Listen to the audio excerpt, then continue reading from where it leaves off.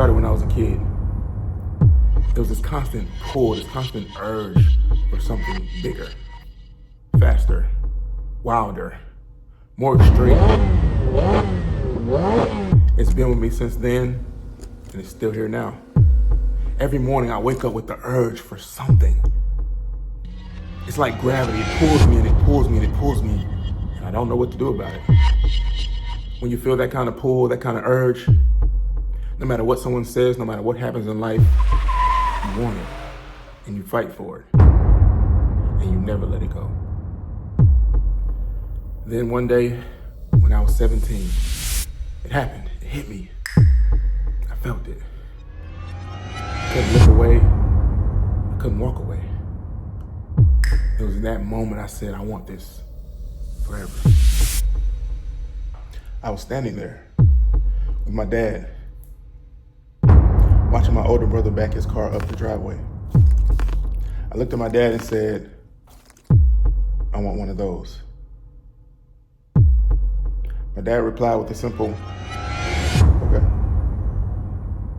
When I was 17, my parents bought me my first car. And that's where my story began.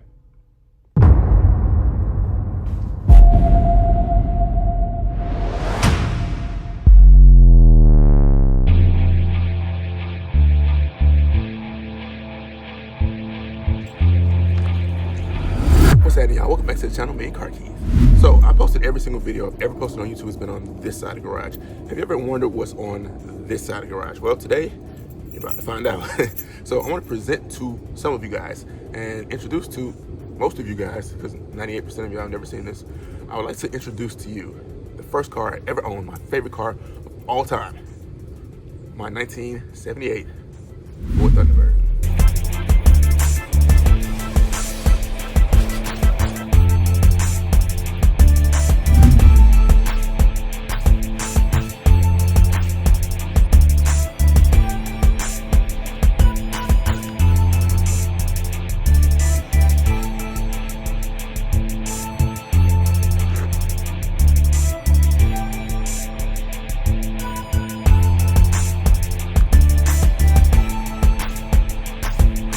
Oh, there it is. It's my 1978 Ford Thunderbird. This is the first car I've ever owned. This car was my daily driver for 11 years. Oh man. This car, I don't know. This car makes me feel emotional. I don't know what it is. So I've been through a lot with this car. It's hard to put into words what this car actually means to me. Yeah, it just makes me feel speechless sometimes. Anyway, so let's dive into what this car is and what it means. All right, so everything that I know about cars, this car. The whole DIY mentality, this car. The first time I took my wife out on a date, this car, okay? There's so many stories, so many firsts. The first time I was stranded on the side of the road, also this car. The first time a tire blew out going 80 miles an hour on the freeway, this car, okay? This car right here. I don't claim to be the biggest mechanic. I don't claim to be the most knowledgeable about engines or anything car related, but everything that I've learned on cars has been this car, primarily because almost everything on this car broke at some point, and I had no choice but to fix it or learn how to fix it. So I always had my dad there. I always had my older brother there. They both helped me with anything that happened on this car, any issues. But that's how I learned, because stuff broke and I had to fix it. So this is a 1978 Ford Thunderbird. This is the base model. It is finished in Laguna Blue Metallic. This is a Mako color, actually. This is not the original color. It was originally a dark blue. Matter of fact, I can show it to you. Look right there. It was a darker color blue. I forgot what it's called, but you hear that? I love it. I love it. All right. So anyway, 1978 Ford Thunderbird. It is the base model. It has the 302 cubic inch V8 up under the hood. And I'm gonna show it to you in just a second when I, deal with all that. 302 cubic inch V8. We've done a couple of performance things to it. Went from a 2-barrel setup to a 4-barrel setup. I'm gonna have an Edelbrock 4-barrel carburetor. I have a 4-barrel intake from Summit Racing. Big shout out to Summit Racing. I have a, what else have we done? Headers. We have headers on it also from Summit Racing. I think that's all the performance. Exhaust. We did the exhaust on this. This has true dual exhaust from Flowmaster. It has Flowmaster 50 series on it as well. It has a nice rumble, but it's not too loud. So my parents bought the car for me, and they got the engine rebuilt before they let me drive it, so that it'll be reliable, of course. Thank you guys, I appreciate that. So they had the engine rebuilt probably about 5 or 6 years into me driving the car. Transmission failed. Transmission had to get rebuilt. That was rebuilt by Amoco. Actually did a pretty good job too. So I don't know where we are now, but like I said, all this stuff is old. This is like 10, 15 years ago. Man, time has passed. As far as the paint goes, as you can see, we have some issues here, and that's where the mirror was. Matter of fact, I actually cut this here myself and put this mirror here. We'll put a mirror here in the store for another day. But this is Laguna Blue. The original, like I said, the original color was a dark blue. This paint was actually done by Mako, and they actually did an awesome job. So these tires are Hankook Optimo tires. I'm not really feeling the best, y'all, but we're gonna get through it. We're gonna get through this video. These are Hankook Optimo tires. They are brand new. They probably have about 2 miles on them. That's it, brand new. These are, I can't remember what size. They are 215, 75, 15s. This is the size tire we always run in this car. I think this is the stock size, I can't remember. As for the interior, you see all this stuff in here. I should have moved all this stuff before I did this video, but it is what it is. So the interior is blue as well. See, the headliner is falling down. The dashboard is white. I painted it white. It's now flaking really bad. These are seat belts. These are the seats. It's in really bad shape. I know. Yeah, it's fine. This is what the door panel looks like. It's falling off. But this is a good view of the color. This is what the color looks like on the inside of the car.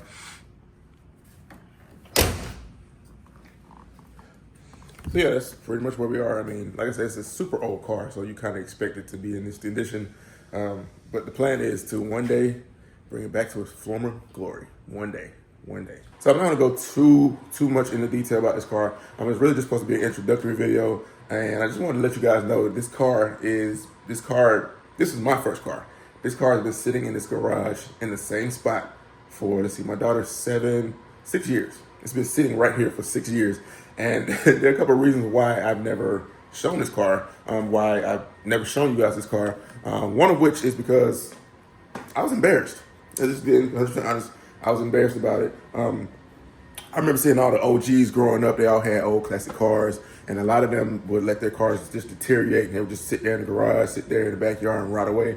And I always said I would never, ever let that happen to this car. And here we are.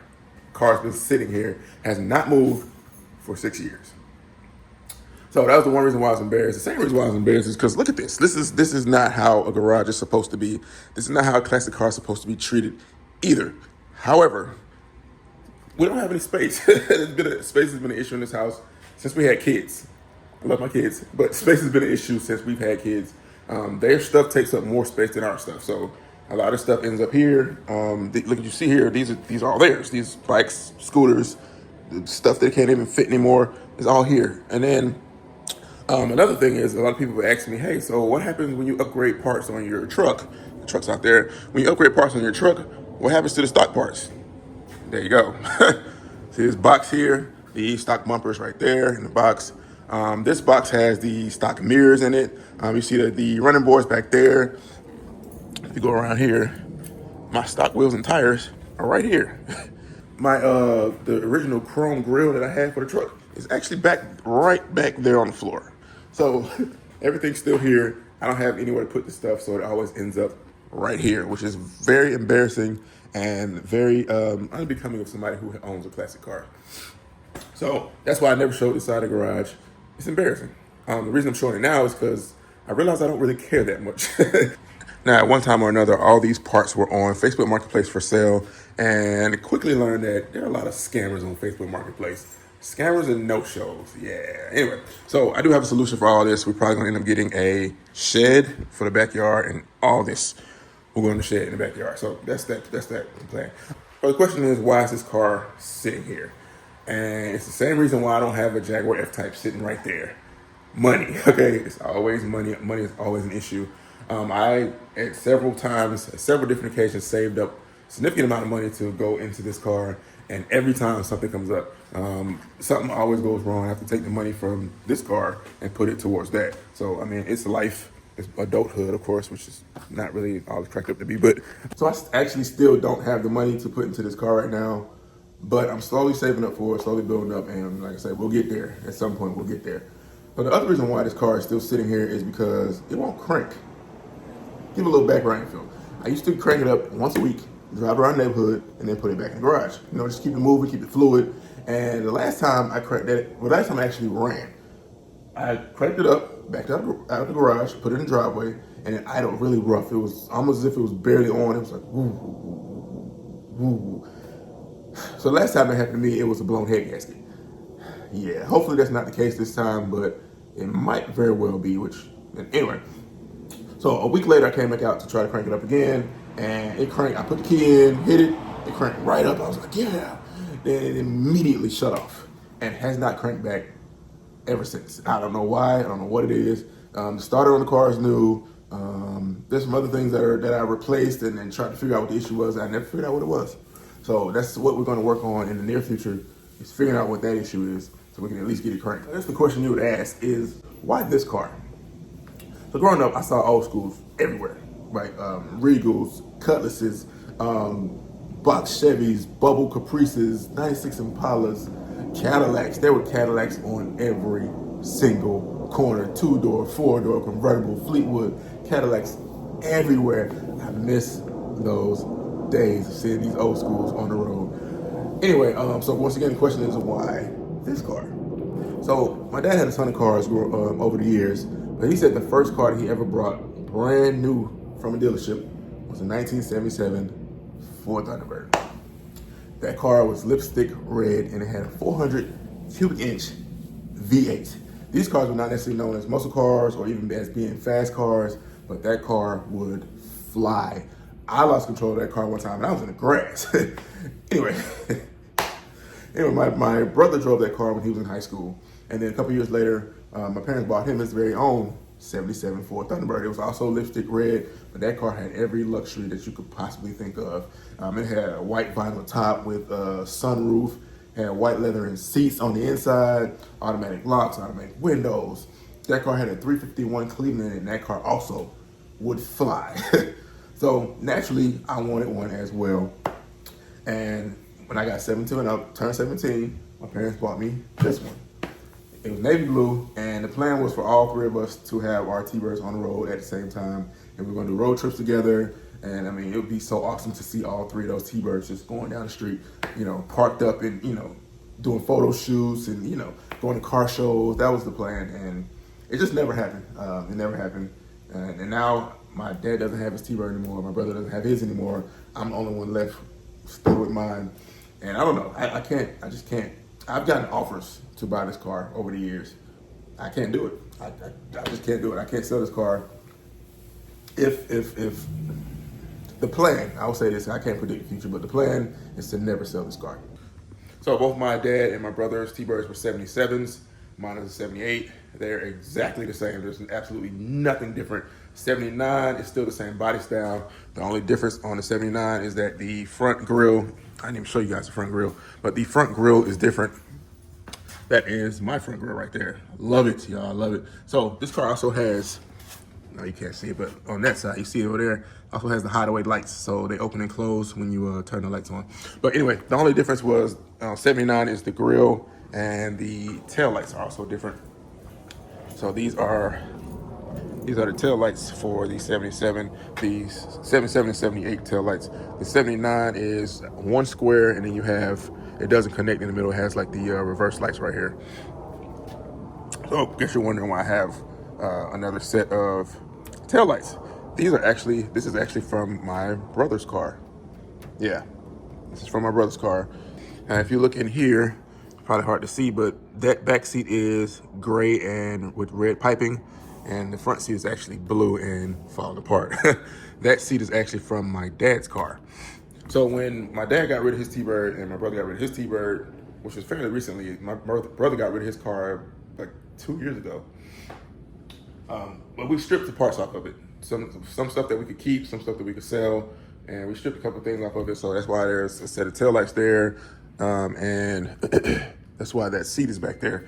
This dashboard was actually from a completely different Tbird. I actually painted this, but I need to paint that for this car. So if I open it up in here, it's rough. All right, it's rough. You see, this is what I'm talking about. These are truck parts, car parts. You have garage decor stuff in here. This is actually the spinner cap from my brother's wheels. He had some 15-inch spokes on his car. It was so clean, y'all. But this is actually the center cap from one of his wheels. I kept it just as memorabilia type stuff. But yeah, this is what we're dealing with. I love that sound when you hear the door open and close. I love that sound. Listen to this. So I guess you're wondering, why now? Why am I telling you guys now? Why am I introducing it now? If you don't have the money, then why are you telling us? And it's really because I've been putting this off for too long, okay? And I can fix little things here, little things there. I can get started at least. And I think if I put pressure on myself, then it will help me to get things moving. Even though, you know, financial is a big part of the whole process, I have a little bit of money saved and I can start fixing little things here and there. So that is the plan. Another reason why this needs to get moving now is because I want you to take a look at my garage, right? This is a whole view of my garage. That's terrible, okay? Terrible. I had a whole garage video plan of organization, painting, you know, the whole nine of turning this garage into what I want it to be. And it was supposed to be happening right now. But the problem is, it's hard to do that when you got all this stuff here and you got this car sitting here that will not crank. So as you see here, I painted this wall. This is where I started. I painted this wall 3 years ago. And I never went back to it because there's no space here. So like I said, if I put pressure on myself to get it done, then it'll probably get done. So that is the plan. The plan here is to get a shed, right? I'm gonna get a shed, an outdoor shed, and everything you see in here is gonna go in the shed. The only thing that will stay in here is the car, the weight bench, and a toolbox. That's it. Nothing else will be in here. It'll be completely clear, and that'll give us the opportunity to do all the garage stuff that we want to do. And like I said, it's supposed to be happening now in the wintertime, and like I said, it is what it is. So there it is. My biggest secret, my 1978 Ford Thunderbird that's been sitting here, just sitting here. If you would like to contribute to the Tbird Fund, please subscribe, all right? Hit the like button, leave me a comment, tell me what you think about my 78 Ford Thunderbird. I had an old hard drive with a ton of pictures in the hard drive. I can't get into the hard drive, so yeah, I was gonna add some pictures, but it is what it is. So let me know what you guys think. Thanks for watching another video on the Me and Car Keys channel. This is going to be a slow build, okay? When I say slow build, super slow build. So you might see it here and there on the channel, but it won't be like a, you know, you see some YouTubers that are blessed to do like a whole build video and, you know, they take it apart in one video, put it back together in the next video, and boom, it's good. It's not gonna be like that for me, okay? So it's gonna be a slow build, and we'll throw it in here and there. There'll still be truck content, there'll still be Mazda content, but this is the new build, so to speak, that will be on the channel. The plan right now is to at least get it started so I can drive around and move it in and out when I need to. So that's where we're gonna start, and that's what we're gonna do. Probably the next video, we're gonna work on getting it started, all right? So thank you for watching another video on the Me and Car Keys channel. Motivation Crew. I don't know if you could tell or not, but I'm pretty sure I have the flu. So I probably shouldn't be out here. I'm pretty sure you can hear my voice. I probably shouldn't be out here filming this video, but I said I was gonna do a video, and I'm gonna do a video, all right? So thank you for watching another video on the Me and Car Keys channel. Until next time, have a happy new year. This video should come out around New Year's Eve or New Year's Day, but have a happy new year. Thank you for everything you've done to help out the Me and Car Keys channel in 2024. 2025 is hopefully gonna be epic. Stick with me, all right? Stick with me in 2025. We're gonna do some epic things. Till next time, thank you for watching. Have a happy new year. I'm gonna go lay down, all right? I'll see you.